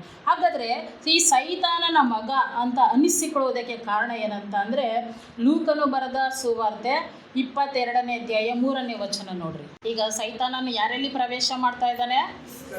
ಇಸ್ಕರಿಯೋತ ಯೂದನಲ್ಲಿ ಪ್ರವೇಶ ಮಾಡ್ತಾ ಇದ್ದಾನೆ. ಈಗ ನಾವು ಮನೆಗೆ ಯಾರಾದರೂ ಪ್ರವೇಶ ಮಾಡಬೇಕು ಅಂದರೆ ನಾವು ಮನೆ ಬಾಗಿಲು ತೆಗೆದಿದ್ರೆ ಮಾತ್ರ ಪ್ರವೇಶ ಮಾಡ್ತಾರಾ ಅಥವಾ ಬಾಗಿಲು ಹೊಡ್ಕೊಂಡು ಪ್ರವೇಶ ಮಾಡ್ತಾರಾ? ಪ್ರವೇಶ ಮಾಡಿದವ್ರನ್ನ ನಾವೇನಂತೀವಿ? ಬಾಗಿಲು ಹೊಡ್ಕೊಂಡು ನುಗ್ಗಿದ್ರು ಅಂತ ಹೇಳ್ತೀವಿ. ಇಲ್ಲಿ ಸೈತಾನನು ಒಳ ನುಗ್ಗಿದ್ದನು ಅಂತ ಏನಾದರೂ ಇದೆಯಾ? ಪ್ರವೇಶಿಸಿದನು. ಹಾಗಾದರೆ ಯೂದನು ಯೇಸುಸ್ವಾಮಿಯ ಸಂಗಡ ಇರಬೇಕಾದಂಥವನು, ಯೇಸುಸ್ವಾಮಿ ಸಂಗಡ ಇದ್ದು ಸೇವೆಯನ್ನು ಮಾಡಿದಾತನು, ಆತನೇ ಮೆಸ್ಸಿಯನು ಅಂತ ನಂಬಿದಾತನು. ಈಗ ಅದೇ ಯೂದನು ಏನಾಗ್ತಾ ಇದ್ದಾನೆ? 12 ಮಂದಿ ಅಪೊಸ್ತಲರಲ್ಲಿ ಒಬ್ಬನಾಗಿದ್ದ ಯೂದನು ಸೈತಾನನಿಗೆ ಹೃದಯದಲ್ಲಿ ಸ್ಥಳವನ್ನು ಕೊಡ್ತಾ ಇದ್ದಾನೆ. ಎಲ್ಲಿ? ಹೃದಯದಲ್ಲಿ ಸ್ಥಳವನ್ನು ಕೊಡ್ತಾ ಇದ್ದಾನೆ. ಯಾಕೆಂದರೆ ಈ ಹೃದಯ ನಾವು ಯಾರಿಗೆ ಬೇಕಾದರೂ ಕೊಡ್ಬೋದು. ಹಲ್ಲೆಲೂಯಾ. ನಾವು ಪ್ರೀತಿ ಮಾಡಬೇಕಾದ್ರೆ ಏನು ಹೇಳ್ತೀವಿ? ನಾನು ನಿನಗೆ ನನ್ನ ಹೃದಯವನ್ನು ಕೊಟ್ಟಿದ್ದೇನೆ ಅಂತ. ಹಲ್ಲೆಲೂಯಾ. ಯೇಸು ಸ್ವಾಮಿಯನ್ನು ಪ್ರೀತಿ ಮಾಡುವಾಗ ಹೇಳ್ತೀವಿ, ಸ್ವಾಮಿ ನನ್ನ ಹೃದಯದಲ್ಲಿ ನೀನು ನನ್ನ ಮನೆಯಲ್ಲಿ ನೀನು ಯಜಮಾನನಾಗಿರು, ನನಗೆ ಒಡೆಯನಾಗಿರು ಅಂತ ಹೇಳ್ತೀವಿ. ಈಗ ಸೈತಾನನು ಯಾರ ಹೃದಯದಲ್ಲಿ ಪ್ರವೇಶ ಮಾಡಿದ್ದಾನೆ? ಯೂದನ ಮನಸ್ಸಿನಲ್ಲಿ, ಆತನ ಹೃದಯದಲ್ಲಿ ಪ್ರವೇಶವನ್ನು ಮಾಡಿದ್ದಾನೆ. ಹಾಗಾದರೆ ಸೈತಾನನಿಗೆ ಹೇಗೆ ಸ್ಥಳ ಕೊಡುವಂಥದ್ದು? ನಾವು ಅಂದ್ಕೊಳ್ತೀವಿ, ನಾವು ಯೇಸು ಸ್ವಾಮಿಯನ್ನು ನಂಬಿದ್ದೇವೆ, ಸಭೆಗೆ ಬರ್ತಾ ಇದ್ದೇವೆ, ಪ್ರಾರ್ಥನೆ ಮಾಡ್ತಾ ಇದ್ದೀವಿ, ಆರಾಧನೆ ಮಾಡ್ತಾ ಇದ್ದೀವಿ, ಸ್ತುತಿ ಸ್ತೋತ್ರಗಳನ್ನ ಸಲ್ಲಿಸ್ತೇವೆ, ಉಪವಾಸಗಳನ್ನು ಮಾಡ್ತಾ ಇದ್ದೇವೆ, ನಾವು ಹೇಗೆ ಸೈತಾನನ ಮಕ್ಕಳಾಗಕ್ಕೆ ಸಾಧ್ಯನಾ? ಯೂದ ಸೈತಾನನ ಮಗನಾಗಿದ್ದಾಗ ಯಾರ ಪಕ್ಷದಲ್ಲಿದ್ದವನು? ನೋಡಲಿಕ್ಕೆ ಯೇಸು ಸ್ವಾಮಿ ಪಕ್ಷದಲ್ಲಿದ್ದ, ಆದರೆ ಅಂತರಂಗದಲ್ಲಿ ಸೈತಾನನ ಪಕ್ಷದಲ್ಲಿದ್ದ. ಎಲ್ಲ ಯಹೂದ್ಯರು, ಎಲ್ಲ ಸದ್ದುಕಾಯರು, ಎಲ್ಲ ಫರಿಸಾಯರು, ಎಲ್ಲ ಅನ್ಯಜನರು ಯೂದನನ್ನು ನೋಡುವಾಗ ಇಗೋ ಯೇಸು ಸ್ವಾಮಿಯ ಶಿಷ್ಯ, ಇಗೋ ಈತನು ಅಪೊಸ್ತಲನು ಅಂತ ಹೇಳ್ತಾ ಇದ್ರೆ ಹೊರತು ಇವನು ಸೈತಾನನ ಮಗನು ಅಂತ ಯಾರಿಗೂ ಗೊತ್ತಿರಲಿಲ್ಲ. ಅಷ್ಟಕ್ಕೂ ಮಿಕ್ಕ 11 ಮಂದಿ ಶಿಷ್ಯರಿಗೂ ಸಹಿತವಾಗಿ ಆತನು ಸೈತಾನನ ಮಗನಾಗಿದ್ದಾನೆ ಎನ್ನುವುದು ಗೊತ್ತಿಲ್ಲದೆ ಅವನ ಜೊತೆ ಇಜ್ಜೋಡಾಗಿ ನಡೀತಾ ಇದ್ರು. ಆದರೆ ಗೊತ್ತಾಗಿದ್ದು ಯಾರಿಗೆ? ಯೇಸು ಸ್ವಾಮಿಗೆ ಮಾತ್ರವೇ ಗೊತ್ತಾಯಿತು. ಎಲ್ಲಿವರೆಗೂ ಆತನು ದೇವರ ಪ್ರೀತಿಯಲ್ಲಿ ಇಜ್ಜೋಡಾಗಿ ನಡೀತಾ ಇದ್ನೋ ಇವನು ನನ್ನ ಸಂಗಡ ಇದ್ದಾನೆ ಅಂತ ಗೊತ್ತಾಯಿತು. ಯಾವಾಗ ಆತನ ಹೃದಯದಲ್ಲಿ ಯೇಸು ಸ್ವಾಮಿಯ ಮೇಲೆ ಮನಸ್ತಾಪ ಉಂಟಾಗಿ ಕರ್ತನ ಮೇಲೆ ಬೇಸರಿಕೆಯನ್ನು ಪಟ್ಟವನಾಗಿ ಆತನು ತಿರುಗಿಕೊಂಡು ಕೂಡಲೇ ಸೈತಾನನೇನು ಮಾಡ್ದ? ಪ್ರವೇಶ ಮಾಡುವುದಕ್ಕೆ ಬಂದಾಗ ಸೈತಾನನಿಗೆ ಈತನು ಸ್ಥಳವನ್ನು ಕೊಟ್ಟ. ಈತನು ಸೈತಾನನ ಮಗನಾದ. ಈಗ ಯಾರಿಗೆ ಮಾತ್ರ ಗೊತ್ತು ಈ ವಿಷಯ? ಯೇಸು ಸ್ವಾಮಿಗೆ ಮಾತ್ರ ಗೊತ್ತು. ಯೇಸು ಸ್ವಾಮಿಯನ್ನು ಗೆತ್ಸೆಮನೆ ತೋಟದಲ್ಲಿ ಕೊಡುವವರೆಗೂ ಶಿಷ್ಯರಿಗೂ ಸಹಿತವಾಗಿ ಈ ವಿಷಯ ಗೊತ್ತಿಲ್ಲ. ಹಾಗಾದರೆ ಹೇಗೆ ಸೈತಾನನಿಗೆ ಸ್ಥಳ ಕೊಡುವುದು ಅಥವಾ ಸೈತಾನನಿಗೆ ಮಗನಾಗುವುದು ಅಥವಾ ಸೈತಾನನಿಗೆ ಮಗಳಾಗುವುದು ಹೇಗೆ ಗೊತ್ತಾ? ಹಲ್ಲೆಲೂಯಾ. ಮೊದಲನೇದು ಸುಳ್ಳು ಹೇಳುವುದು. ಯಾವುದು? ಯೋಹಾನನು ಬರೆದ ಸುವಾರ್ತೆ 8ನೇ ಅಧ್ಯಾಯ 43ರಿಂದ 44. ಹಲ್ಲೆಲೂಯಾ. ಸೈತಾನನು ಏನಾಗಿದ್ದಾನೆ? ಸುಳ್ಳುಗಾರನಾಗಿದ್ದಾನೆ. ಆತನು ಸುಳ್ಳಿಗೆ ಮೂಲ ಪುರುಷನಾಗಿದ್ದಾನೆ. ಹಾಗಾದರೆ ಯಾರೆಲ್ಲ ಸುಳ್ಳು ಹೇಳ್ತಾರೋ ಅವರು ಯಾರಿಗೆ ಮಕ್ಕಳು? ಸೈತಾನನಿಗೆ ಮಕ್ಕಳು. ಸೈತಾನನಿಗೆ ಯಾರು ಮಕ್ಕಳಾಗಿರ್ತಾರೋ ಅವ್ರು ಏನಂತೆ ಅಂದರೆ ದೇವರ ಮಾತನ್ನು ಗ್ರಹಿಕೆಗೆ ತೆಗೆದುಕೊಳ್ಳದೇ ಇರುವಂತೆ. ದೇವರು ನಿಮ್ಮ ಜೀವಿತದಲ್ಲಿ ಈ ರೀತಿ ತಿಳಿಸ್ತಾ ಇದ್ದಾರೆ, ನೀವೆಂಥ ಉಪದೇಶವನ್ನಾದರೂ ಮಾಡಿ ಆ ಉಪದೇಶ ಅವರ ಕಿವಿಗೆ ಮುಟ್ಟುವುದೇ ಇಲ್ಲ. ಯಾಕೆಂದರೆ ಅವರು ಸ್ವಭಾವಾನುಸಾರವಾಗಿ ಸೈತಾನನ ಚಿತ್ತವನ್ನು ನೆರವೇರಿಸುವುದಕ್ಕೆ ತವಕಗೊಂಡಿದ್ದಾರೆ ಹೊರತು ದೇವರ ಚಿತ್ತವನ್ನು ಅನುಸರಿಸುವುದಕ್ಕೆ ತವಕಗೊಂಡಿಲ್ಲ. ದೇವರ ಚಿತ್ತವನ್ನು ಅನುಸರಿಸುವುದಕ್ಕೆ ತವಕಗೊಂಡಿರುವುದೇ ಆದರೆ ದೇವರ ಸ್ವರ ಕಿವಿಗೆ ಬಿದ್ದ ಕೂಡಲೇ ಏನಾಗುತ್ತೆ? ಮನ ಪರಿವರ್ತನೆ ಆಗುತ್ತೆ. ಹಲ್ಲೆಲೂಯಾ. ಆದರೆ ನಾವು ಹೆಸರಿಗೆ ಮಾತ್ರ ಕ್ರೈಸ್ತರಾಗಿದ್ದೇವೆ, ನಮ್ಮ ಆತ್ಮದಲ್ಲಿ ಕರ್ತನಿಗೆ ದೂರವಾಗಿದ್ದೇವೆ ಎನ್ನುವಾಗ ಕರ್ತನು ಮಗನೇ ಮಗಳೇ ಮಗನೇ ಮಗಳೇ ಅಂತ ಎಷ್ಟೇ ಬಾಯಿ ಬಡ್ಕೊಂಡು ಕರೆದ್ರೂ ಯೇಸು ಸ್ವಾಮಿ ದೇವ್ರ ವಾಕ್ಯ ಹೇಳದೆ ಯೆರೆಮೀಯ ಮತ್ತು ಯೆಶಾಯದಲ್ಲಿ ನಾನು ಯಾವ ರೀತಿ ಇದ್ದೆ ಅಂತಂದರೆ ಪೇಟೆಗಳಲ್ಲಿ ಕುಳಿತು ಕೊಳಲನ್ನು ಊದುವ ಹುಡುಗನಂತಿದ್ದೆ ಅಂತ. ಕೊಳಲಿನ ಸ್ವರವನ್ನು ಯಾರಾದರೂ ಕೇಳಿಸ್ಕೊಂಡು ನನ್ನ ಹತ್ರ ಬರಲಿ ಅನ್ನುವ ರೀತಿ ಊದುವಾಗ ಎಲ್ಲ ಏನು ಮಾಡಿದ್ರು? ಕೇಳಿಸ್ಕೊಳ್ತಾನೆ ಇದ್ರು, ಹೋಗ್ತಾನೆ ಇದ್ರು. ಹಾಗೆ ದೇವರು ನಮ್ಮನ್ನು ಪ್ರತಿ ಬಾರಿ ನನ್ನ ಕಡೆಗೆ ಮನ ತಿರುಗಿ, ನನ್ನ ಕಡೆಗೆ ಮನಸ್ಸಾಂತರವನ್ನು ಹೊಂದಿ, ನಿಮ್ಮ ಪಾಪಗಳನ್ನು ಬಿಟ್ಟು ಬಿಡ್ರಿ ಅಂತ ಪ್ರತಿ ಬಾರಿ ಸಾರಿ ಹೇಳುವಾಗಲೂ ನಾವೇನು ಮಾಡ್ತಾ ಇರ್ತೀವಿ? ಕೇಳಿಸ್ಕೊಳ್ತಾನೆ ಇರ್ತೀವಿ, ಹೋಗ್ತಾನೆ ಇರ್ತೀವಿ. ಯಾಕೆ ಅಂದರೆ ನಾವೇನಾಗಿದ್ದೇವೆ? ನಮ್ಮ ಸ್ವಭಾವ ಅನುಸಾರವಾಗಿ ಸೈತಾನನಿಗೆ ಮಕ್ಕಳಾಗಿ ಜೀವಿಸುವುದಕ್ಕೆ ನಾವು ನಿರ್ಧಾರ ಮಾಡಿಕೊಂಡಿದ್ದೇವೆ. ಆದ್ದರಿಂದ ದೇವರ ಸ್ವರಕ್ಕೆ ನಾವು ಕಿವಿಗೊಡಲ್ಲ. ಆದ್ದರಿಂದ ನಾವೇನು ಮಾಡ್ತೇವೆ? ಸ್ವಭಾವಕ್ಕನುಸಾರವಾಗಿ ಸುಳ್ಳುಗಳನ್ನು ಹೇಳುವುದಕ್ಕೆ ಪ್ರಾರಂಭ ಮಾಡ್ತೇವೆ, ಆ ಸುಳ್ಳುಗಳನ್ನು ಸಮರ್ಥನೆ ಮಾಡುವುದಕ್ಕೆ ಪ್ರಾರಂಭ ಮಾಡ್ತೇವೆ. ಹಲ್ಲೆಲೂಯಾ. ಇದು ಸೈತಾನನಿಗೆ ಸ್ಥಳ ಕೊಡುವ ಮೊದಲನೇ ಅಂಶ. ಎರಡನೇ ಅಂಶ ಅದೇ ಯೋಹಾನನು ಬರೆದ ಸುವಾರ್ತೆ 13ನೇ ಅಧ್ಯಾಯ 2ನೇ ವಚನ ನೋಡ್ರಿ. ಹಲ್ಲೆಲೂಯಾ. ಸೈತಾನನ ಯಾವ ಯೋಚನೆ ಹುಟ್ಟಿಸ್ತಾ ಇದ್ದಾನೆ? ಯೇಸುವನ್ನು ಹಿಡುಕೊಡಬೇಕೆನ್ನುವಂಥ ಆಲೋಚನೆಯನ್ನು ಯಾರೆಲ್ಲಿ ಹುಟ್ಟಿಸ್ತಾ ಇದ್ದಾನೆ? ಅಪೊಸ್ತಲನಾಗಿರುವಂಥ ಇಸ್ಕರಿಯೋತ ಯೂದನ ಮನಸ್ಸಿನಲ್ಲಿ ಹುಟ್ಟಿಸುತ್ತಾ ಇದ್ದಾನೆ. ಹಾಗಾದರೆ ಸೈತಾನನ ಏನು, ನೀವು ಯೇಸು ಸ್ವಾಮಿ ನಂಬಿದ್ದೀರಿ, ರಕ್ಷಣೆ ಬಂದ್ಬಿಟ್ಟಿದ್ದೀರಿ, ದೀಕ್ಷಾಸ್ನಾನ ಹೊಂದ್ಕೊಂಡಿದ್ದೀರಿ, ಕರ್ತನ ಮೇಜಿನಲ್ಲಿ ಪಾಲನ ಹೊಂದ್ತಾ ಇದ್ದೀರಿ, ವಾಕ್ಯ ಓದ್ತಾ ಇದ್ದೀರಿ, ಪ್ರಾರ್ಥನೆ ಮಾಡ್ತಾ ಇದ್ದೀರಿ ಅಂತ ಹೇಳಿ ಆತನ ಕೈ ಕಟ್ಟೆ ಹಾಕೊಂಡು ದೂರ ಏನು ನಿಲ್ಲಲ್ಲ, ನಿಂತ್ಕೊಳ್ತಾರ? ದೇವ ಸ್ವರೂಪನಾಗಿರುವಂಥ ಕರ್ತಾಧಿಕರ್ತನೆ ನರಾವತಾರ ಎತ್ತಿ ನಮ್ಮ ಮಧ್ಯದಲ್ಲಿ ವಾಸ ಮಾಡಲಿಕ್ಕೆ ಬರುವಾಗ ಯಾರು ಆತನನ್ನು ಶೋಧಿಸಿದನೋ? ಸೈತಾನನ ಶೋಧಿಸಿದನು. ವಾಕ್ಯ ಹೇಳುತ್ತೆ ಮತ್ತಾಯನ ಬರೆದ ಸುವಾರ್ತೆಯಲ್ಲಿ, ಆತನು ಸ್ವಲ್ಪ ಕಾಲ ಬಿಟ್ಟು ಹೋದನು. ಮತ್ತೆ ಎಲ್ಲಿ ಬಂದ? ಕಲ್ವಾರಿ ಶಿಲುಬೆಯ ಮರಣವನ್ನು ಅನುಭವಿಸುವಂಥ ಸಮಯದಲ್ಲಿ ಆತನು ಯೂದನ ಮುಖಾಂತರವಾಗಿ ಪ್ರವೇಶವನ್ನು ಮಾಡಿದ. ಹಲ್ಲೆಲೂಯಾ. ಹಾಗಾದರೆ ಸೈತಾನನ ಏನು ಮಾಡ್ತಾ ಇರ್ತಾನೆ? ಪ್ರತಿ ಬಾರಿ ಕಾಯ್ತಾ ಇರ್ತಾನೆ. ಮೊದಲನೇದಾಗಿ ನಾವು ಯಾವಾಗ ಸುಳ್ಳುಗಳನ್ನು ಹೇಳುವುದಕ್ಕೆ ಪ್ರಾರಂಭಿಸ್ತೇವೋ ಕೊನೆಯಲ್ಲಿ ಆತನ ಎರಡನೇ ಸ್ಥಾನ ಯಾವುದು ಹುಡುಕ್ತಾನೆ? ನಮ್ಮ ಆಲೋಚನೆಗಳನ್ನು, ನಮ್ಮ ಮನಸ್ಸಿನ ಆಲೋಚನೆಗಳನ್ನು. ಅದಕ್ಕೆ ನನ್ನ ಆಲೋಚನೆ, ನನ್ನ ಹೃದಯದ ಧ್ಯಾನ ನಿನಗೆ ಸಮರ್ಪಕವಾಗಿರಲಿ ಅಂತ ನಾವು ಯಾಕೆ ಹಾಡನ್ನು ಹಾಡ್ತೇವೆ? ಯಾಕೆ ಬರ್ಕ್ಮನ್ನವ್ರ ಹಾಡನ್ನು ಬರೆದಿದ್ದಾರೆ? ಯಾಕೆ ದಾವಿದ ಕೀರ್ತನೆಯಲ್ಲಿ ಬರೆದಿದ್ದಾನೆ ಅನ್ನೋದಾದರೆ, ನಮ್ಮ ಹೃದಯದ ಧ್ಯಾನ ಮತ್ತು ನಮ್ಮ ಮನಸ್ಸಿನ ಆಲೋಚನೆ ಇದೆಯಲ್ಲ, ಅದು ಯಾವುದರ ಬಗ್ಗೆ ನಾವು ಹೆಚ್ಚಾಗಿ ಧ್ಯಾನ ಮಾಡ್ತಾ ಇರ್ತೀವೋ ಅದರ ಪ್ರಭಾವ ನಮ್ಮ ಮೇಲೆ ಇಳಿಯುವಂಥದ್ದು. ಹಲ್ಲೆಲೂಯಾ. ಈಗ ಕುಡುಕುತನದವರು ಆ ಕುಡಿಯುವಂಥ ಅದ್ರ ಬಗ್ಗೆನೇ ಯೋಚನೆ ಮಾಡ್ತಾಯಿದ್ರೆ ಅವ್ರಿಗೇನು ಅನಿಸುತ್ತೆ? ಎಷ್ಟು ಬೇಗ ಬಾರ್ಗೋಗ್ಲಿ ಅಂತ. ಒಳ್ಳೆ ಊಟದ ಬಗ್ಗೆ ಚಿಂತೆ ಮಾಡೋರು ಎಷ್ಟು ಬೇಗ ಒಳ್ಳೆ ಊಟವನ್ನು ತಿನ್ನಲಿಕ್ಕೆ ಹೋಗಲಿ ಅಂತ. ಈಗ ಎಲ್ಲ ಗ್ಯಾಂಗ್ ರೇಪ್ಗಳೆಲ್ಲ ನಡೆಯುತ್ತೆ. ಯಾಕೆಂದರೆ ಅವರ ಹೃದಯದ ಧ್ಯಾನ, ಮನಸ್ಸಿನ ಆಲೋಚನೆ ಅಂಥ ಒಂದು ಕೆಟ್ಟ ಕಾರ್ಯಗಳ ಮೇಲೆ ಇದ್ದ ನಿಮಿತ್ತವಾಗಿ ಅದನ್ನು ತೀರಿಸಿಕೊಳ್ಳುವುದಕ್ಕೆ ಆತುರ ಪಡ್ತಾ ಇರ್ತಾರೆ. ಅಂದರೆ ನೀವು ಏನು ಆಲೋಚನೆ ಮಾಡ್ತೀರೋ, ನೀವು ಏನು ಧ್ಯಾನ ಮಾಡ್ತಾ ಇರ್ತೀರೋ ಅದರ ಪ್ರಭಾವ ನಿಮ್ಮ ಮೇಲೆ ಏನು ಬರುತ್ತೆ? ಇಳಿಯುತ್ತೆ. ಅದಕ್ಕೆ ದೇವ್ರ ವಾಕ್ಯ ಹೇಳೋದು, ನಿಮ್ಮ ಹೃದಯಗಳಲ್ಲಿ ವಾಕ್ಯವು ಸಮೃದ್ಧಿಯಾಗಿ ವಾಸಿಸಲಿ. ಯಾಕೆಂದರೆ ಆ ವಾಕ್ಯದಲ್ಲಿ ಏನುಂಟು? ಶಕ್ತಿ ಉಂಟು, ಬಿಡುಗಡೆ ಉಂಟು. ಆ ವಾಕ್ಯದಲ್ಲಿ ನಿಮ್ಮನ್ನು ಸಂತೈಸುವಂಥದ್ದು, ಬಲಪಡಿಸುವಂಥದ್ದು, ನೀವೇನಾಗಿದ್ದೀರಿ, ಏನಾಗಬೇಕಾಗಿದೆ, ನೀವು ಏನು ಆಗ್ತಾಯಿದ್ದೀರಿ, ಪ್ರತಿಯೊಂದು ಮರ್ಮಗಳನ್ನು ವಾಕ್ಯ ಏನು ಮಾಡ್ತಾ ಇರುತ್ತೆ? ನಿಮ್ಮ ಸಂಗಡ ಮಾತನಾಡ್ತಾ ಇರುತ್ತೆ. ಹಲ್ಲೆಲೂಯಾ. ಅದಕ್ಕೆ ಪ್ರತಿ ಬಾರಿ ಹೇಳುವುದು, ವಾಕ್ಯವನ್ನು ಸರಿಯಾದ ರೀತಿಯಲ್ಲಿ ಗ್ರಹಿಸಿಕೊಳ್ಳಿ, ಸರಿಯಾದ ರೀತಿಯಲ್ಲಿ ಧ್ಯಾನ ಮಾಡಿರಿ. ಯಾಕೆಂದರೆ ನಿಮ್ಮ ಮನಸ್ಸಿನ ಆಲೋಚನೆ ಇದೆಯಲ್ಲ, ಅದು ಯಾರಿಗೆ ಪ್ರಿಯವಾಗ್ತಾ ಇದೆ? ಕರ್ತನಿಗೋ ಅಥವಾ ಸೈತಾನನಿಗೋ? ಹಾಗಾದರೆ ಮೊದಲನೇದಾಗಿ ಸೈತಾನನಿಗೆ ಸ್ಥಳ ಕೊಡೋದು ಯಾವುದು? ಸುಳ್ಳು ಹೇಳೋದು. ಎರಡನೇದಾಗಿ ನಿಮ್ಮ ಮನಸ್ಸಿನ ಆಲೋಚನೆ. ನಾವು ಅಂದುಕೊಳ್ತೇವೆ ನನ್ನ ಆಲೋಚನೆ ಯಾರಿಗೂ ಗೊತ್ತಿಲ್ಲ, ಆದರೆ ದೇವರು ಹೇಳ್ತಾರೆ ನೀನು ಕೂತುಕೊಳ್ಳುವುದು ಗೊತ್ತು, ನೀನು ಹೇಳುವುದು ಗೊತ್ತು. ಹಲ್ಲೆಲೂಯಾ. ಗರ್ವಿಷ್ಠರನ್ನು ದೇವರೇನು ಮಾಡ್ತಾರೆ? ದೂರದಿಂದಲೇ ಗುರುತು ಹಿಡಿತಾರಂತೆ ಮತ್ತು ಅವರನ್ನು ಗದರಿಸುತ್ತಾನಂತೆ. ಹಾಗಾದರೆ ನಾವು ಸರ್ವಶಕ್ತನ ಮುಂದೆ ನಾಟಕ ಆಡಲಿಕ್ಕೆ ಎಂದಿಗೂ ಸಾಧ್ಯವಿಲ್ಲ. ಹಲ್ಲೆಲೂಯಾ. ನಾಟಕ ಆಡಲಿಕ್ಕಾಗತ್ತಾ? ಮನುಷ್ಯರ ಮುಂದೆ ನಾವು ನಾಟಕ ಆಡ್ಬೋದು, ಆದರೆ ಸರ್ವಶಕ್ತನಾದ ದೇವರ ಮುಂದೆ ಎಂದಿಗೂ ನಾಟಕ ಆಡಲಿಕ್ಕೆ ಸಾಧ್ಯನೇ ಇಲ್ಲ. ಮತ್ತು ಮೂರನೇ ಅಂಶ ಏನಂದರೆ ಹಣದಾಸೆ ಉಳ್ಳವರು. ಏನು? ಸೈತಾನನ ಆಲೋಚನೆಯನ್ನು ಕೊಟ್ಟ ತಕ್ಷಣ ಯೂದ ಎಲ್ಲಿಗೆ ಹೋದ? ಮಹಾಯಾಜಕರ ಮುಂದೆ ಹೋದ. ಆತನ ಏನು ಹೇಳ್ತಾನೆ? ನಾನು ಯೇಸು ಸ್ವಾಮಿಯನ್ನು ಹಿಡ್ಕೊಡ್ತೇನೆ ಅಂತ. ಅಲ್ಲಿ ಎಷ್ಟು ರೂಪಾಯಿಗೆ ಒಡಂಬಡ್ತಾರೆ? 30 ರೂಪಾಯಿಗೆ ಒಡಂಬಡ್ತಾರೆ ಅವರು. ಹಲ್ಲೆಲೂಯಾ.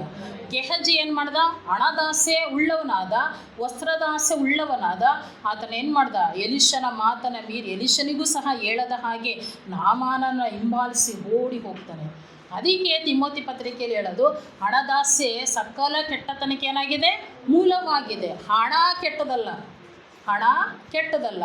ಹಣದ ಮೇಲಿನ ಆಸೆ ಇದೆಯಲ್ಲ, ಅದೇನಾಗಿದೆ? ಕೆಟ್ಟತನಕ್ಕೆ ನಡೆಸುವಂಥದ್ದಾಗಿದೆ. ಹಲ್ಲೆಲೂಯಾ. ಅದಕ್ಕೆ ದೇವರು ಹೇಳೋದು, ಧನವನ್ನು, ದೇವರನ್ನು ಒಟ್ಟಿಗೆ ನೀವೇನು ಮಾಡಲಾರಿರಿ?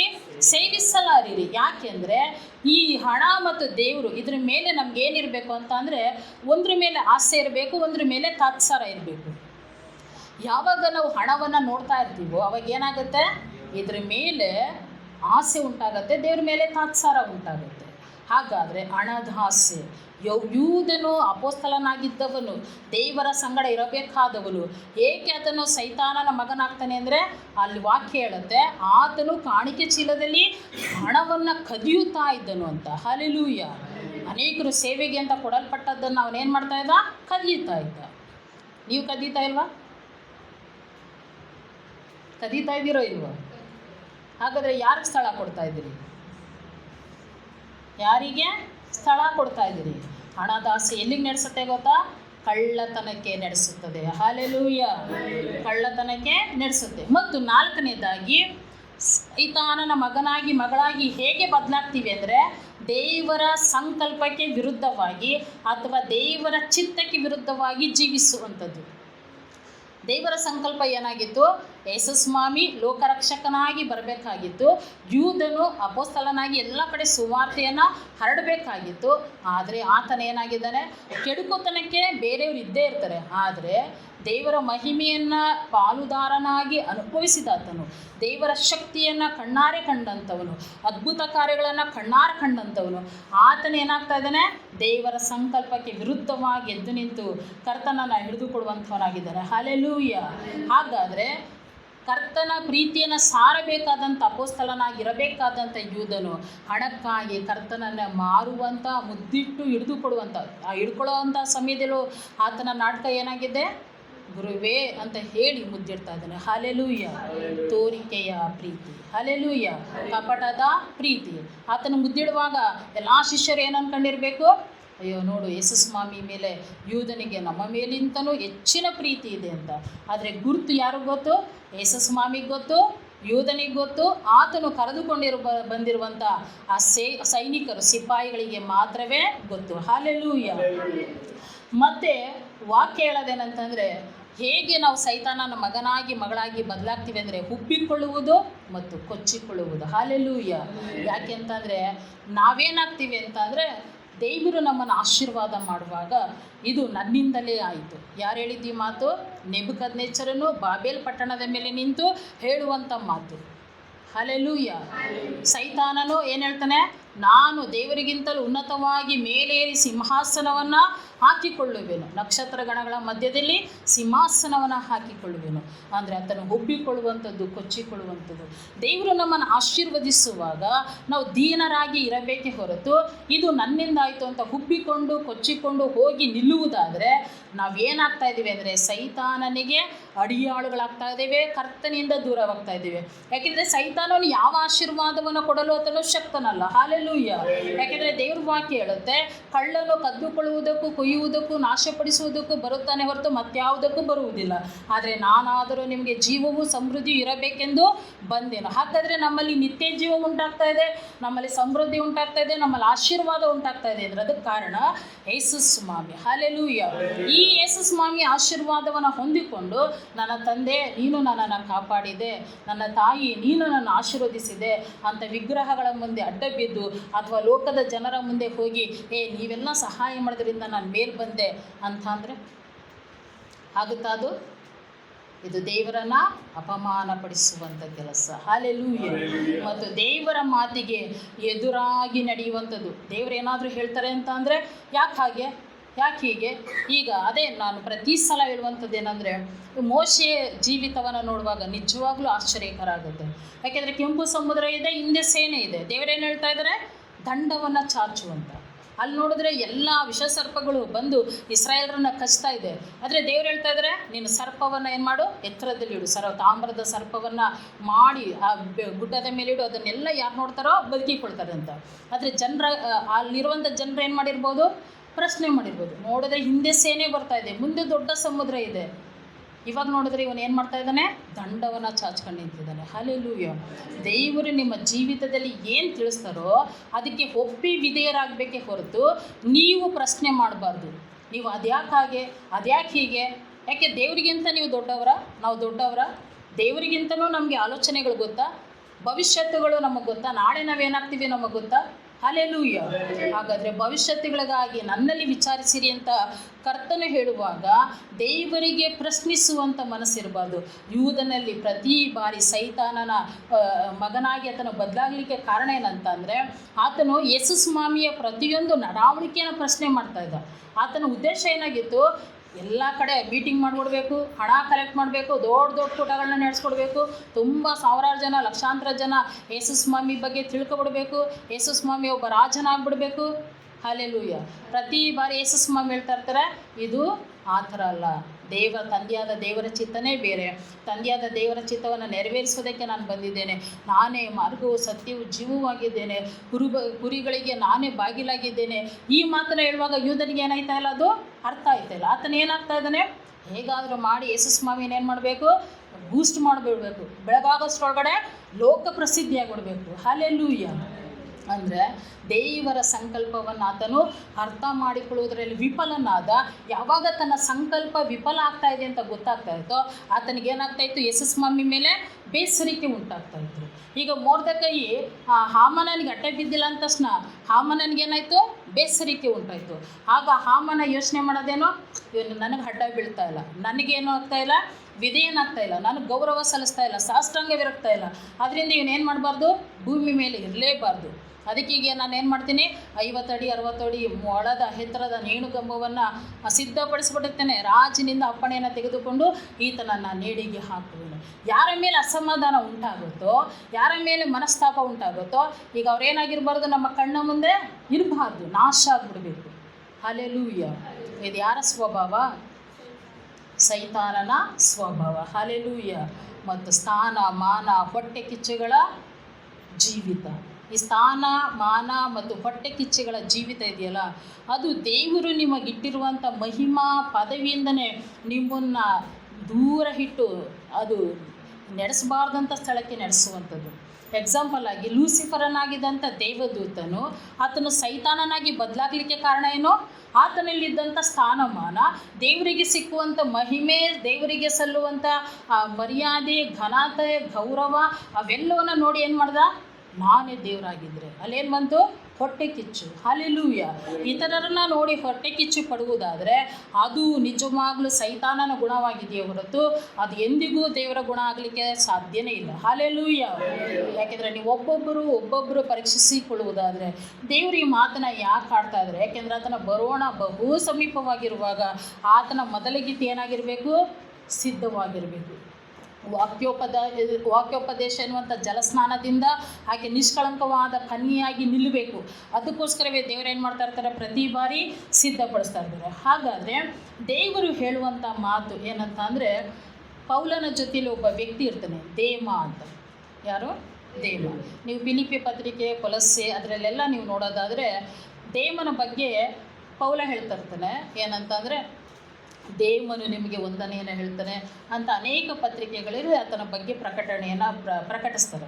ಆದರೆ ಕೊನೆಯಲ್ಲಿ ತಿಮೋತಿಗೆ ಪತ್ರಿಕೆಯನ್ನು ಬರೀಬೇಕಾದ್ರೆ ಪೌಲ ಹೇಳ್ತಾನೆ ಮಾತನ್ನು, ದೇವನು ಇಹಲೋಕವನ್ನು ಪ್ರೀತಿಸಿ ನನ್ನನ್ನು ಬಿಟ್ಟು ಹೊರಟು ಹೋದನು. ಯಾರು?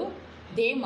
ಪೌಲನ ಸಂಗಡ ಇದ್ದು ಸೇವೆ ಮಾಡುತ್ತಾ ಇದ್ದಂಥ ದೇಮ ಕರ್ತನನ್ನು ಪ್ರೀತಿಸಿ ಪೌಲನ ಸಂಗಡ ಇದ್ದು ಕರ್ತನ ಸೇವೆಯನ್ನು ಮಾಡ್ತಾ ಇದ್ದ.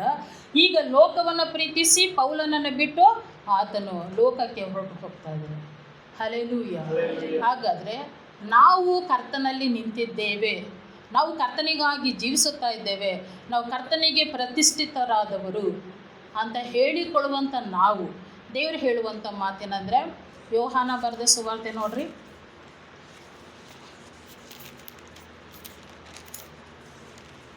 ಅದರಲ್ಲಿ 6ನೇ ಅಧ್ಯಾಯ ಸ್ಟಾರ್ಟಿಂಗ್ ಓದ್ಬಲ್ಲ, 70ರಿಂದ 71. ಹಲ್ಲೆಲೂಯಾ. ಮುಂದೆ ಆತನನ್ನು ಹಿಡುಕೊಡುವವನಾದನು. ಹಾಗಾದರೆ ನೀವು ಮುಂದೆ ಏನಾಗಬೇಕು ಅಂದುಕೊಂಡಿದ್ದೀರಿ? ಏನಾಗಬೇಕು ಅಂದ್ಕೊಂಡಿದ್ದೀರಾ?